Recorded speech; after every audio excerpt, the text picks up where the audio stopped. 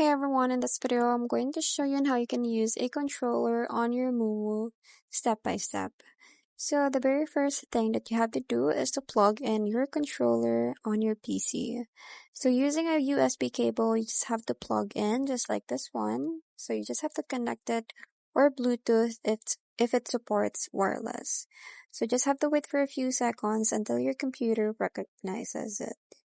So once you're done with that, open your MuMu emulator and then launch the MuMu Player on your PC. You just have to make sure that the game is already installed on your PC.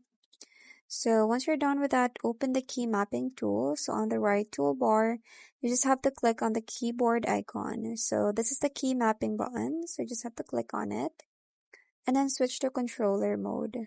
So in the key mapping window, look for the option to switch input and select controller or the gamepad mode.